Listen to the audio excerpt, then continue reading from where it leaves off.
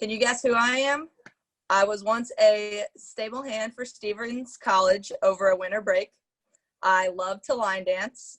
My senior year of high school, my basketball team was the first in school history to go to the Final Four.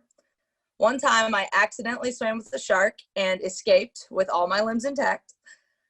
And my favorite restaurant is Chili's, where every time I get the honey chipotle chicken crispers. Thank you for joining us today. We're joined by Katie Price of Westminster College softball. Katie, how are you doing today? I'm good. How are you, Brian? I'm doing well. Well, first thing I've got to ask you about is swimming with the sharks unknowingly. How did that happen? So this was when I was in high school. I was at a family vacation with all my cousins, my parents, and my aunts and uncles. And one morning, my cousins and I went to swim out. We saw dolphins on the horizon. We were like, all right, let's swim out as far as we can until we can't touch. We'll watch the dolphins and we'll come back in. Well, so we were watching the dolphins. We didn't realize that the reason that the dolphins were out being crazy was because there was a shark out, I guess. So we were swimming back and we realized that the beach was empty and everybody was screaming at us to come in. And that's because a head shark was swimming right by the shore. So, did your family members know that? Oh, say that one more time. Did your family members, did they see the shark while you're out there and trying to get your attention, or when did you realize that there was a shark? They saw the shark after everybody else on the beach saw the shark. So then they came out. They just let us go. I mean, we were teenagers, so we can swim. It's no big deal. We curled up on a sandbank, watched the sharks swim by. It didn't bother us. And then we just walked back into shore. No problem at all. But it was pretty scary at the time. Well, it seems like you kept a level head there a little bit. I'd have been freaking out. My cousins were probably a little better than me, but I made it out. So. Speaking of having a level head, obviously that comes into key with you on the softball field with your success. I know you talked about your competitive nature and being part of a community, that kind of instant family. Can you talk a little about having that instant family and being part of a softball team? Yeah, sure. The Westminster softball team has been nothing short of a family to me from the minute I got on campus. What's really nice about coming into a sports team, especially in the D3 community, is that you already know those players most of the time. At least for Westminster, we had been in contact. Our coach had put us in a group chat together and we had all been talking. So when you go to lunch and it's your first day of class and you don't know anybody, you do know your teammates, which is really nice. So, and then that just builds and builds and builds. You spend endless hours together.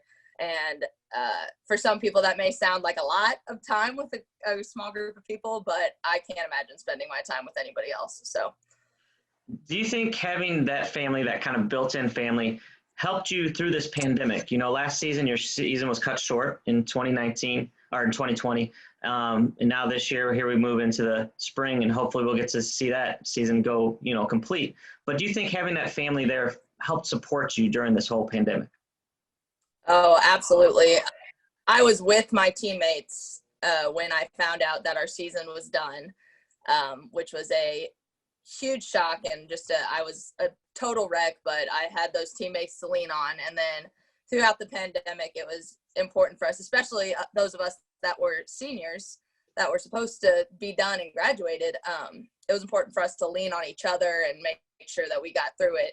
And then some of us deciding to come back and play our senior year, we also have helped each other through that as well.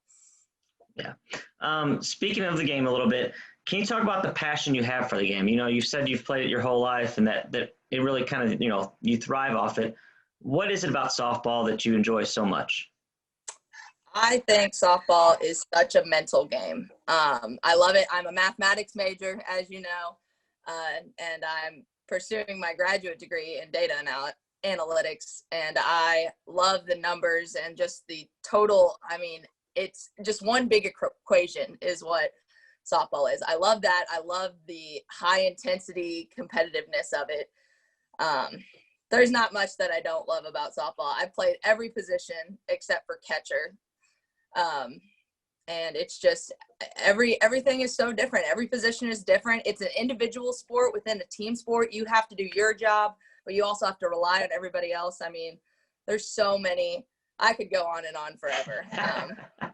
I've loved playing it. I've always been competitive, so I think the competitive aspect of it was something I was really drawn to as a kid.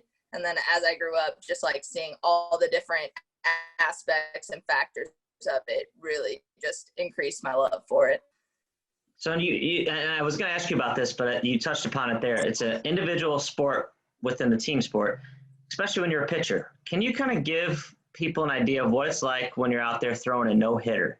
Like, are you aware of it? Like, what's the feeling after you get that final out? Tell everybody what that's like.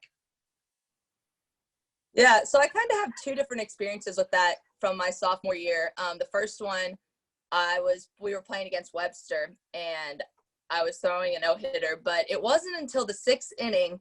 I remember my catcher was doing such a phenomenal job. One of my pitches wasn't working, so she fell back on my drop ball, and it was really biting. I was throwing a really great game, and I went into the dugout, and I was like, I know I hit a batter, but I was kind of thinking, I was like, I don't think anybody's gotten on base since I hit that batter. But you can't say it. You absolutely cannot say it. So I just went back out there, but I wasn't really sure. It was kind of like, I could be throwing a no-hitter. I could not. I'm going to go back out and finish the game. And then after the game, we were in the huddle. Joe pulls up the stats. Our coach, Joe, pulls up the stats, and he's looking at it, and he kind of tilts his head, and he goes, KP, you just threw a no-hitter. And I was like, I thought so. So then the very next game, we were at home, and I knew I was on a streak of like no runs scored in an inning. So I had a little bit of pressure on me when we were playing Blackburn, and we get to the 3rd inning. Nobody's got on, nobody's scored, nobody's walked, no hit batters this time. And then I could kind of feel it, like, and you really don't want to feel it, but I could feel it. And I knew what was going on, and my teammates totally had my back. Like, I was definitely nervous. If you look at the stats from that game, I had 2 strikeouts that game when I averaged 7 that year. So my teammates had my back for sure. My right fielder, Mac, made 2 diving catches in that game. I mean, it was crazy. And then I go into the last inning, and I'm walking out to the circle, and Joe stops me, and he's like, hey, don't let anybody on base. I'm like, dude. So, and then my third baseman comes in, and we're going into the huddle, and she's like, all right, let's finish this no-hitter. I'm like, dude, you cannot, you just can't. That's the unspoken rule. You don't talk about it.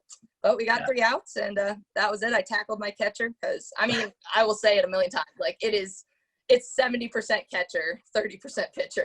I could not have done that perfect game or the no-hitter without Aubrey Vaughn that year. So, yeah. that was the best feeling. That was the best feeling. I can only imagine, yeah. Can you tell everyone a little about working about as a stable hand? What was that like? Oh, my goodness. So that was the winter break of my freshman year. I wanted a job. I knew I wasn't going to be able to work in the spring, so I wanted a job. Stevens College has an equestrian program, and a lot of the students go home over winter break, so they need help, like maintaining the horses, cleaning the stalls, all that good stuff. And I grew up riding horses, and I knew how to clean a stable. I'm a hard worker. I can do this. So I had to get up at 4:30 every morning to be there at 5 to clean the stables. And I was there. I was only like 6 hours a day. You got to go when you were done, but I worked 6 days a week, 6 hours a day. I was tired and ready to go to bed at 5 p.m. It was hard work. I had blisters on my hands. I was, it's physical labor for a long time, but I made $1,000. I am a much better person for it. And when I left, the manager was like, there you go. Now you know that this is what you don't want to do. So if you want to come back, you're welcome to, but go get your degree. And speaking of what you want to do, if you want to tell everybody, sports analyst, what interests you about that possible job? It's all about the numbers for me. I think that all sports have a really cool like numerical aspect. You can look at them and predict outcomes. You can find ways that teams can get better by analyzing their statistics. And I really like that. I like being able to predict the outcomes and I like the idea of helping a team or a program or even an organization like the NCAA or SLIAC get better by analyzing what they've done in the past. And I also just love the idea of being around sports and keeping my math game strong. So, well, we look forward to seeing what kind of outcomes you and the Westminster Blue Jays are able to do this spring. So thank you for joining us today, Katie, and we look forward to seeing you on the field. Thanks, Brian. We'll see you there.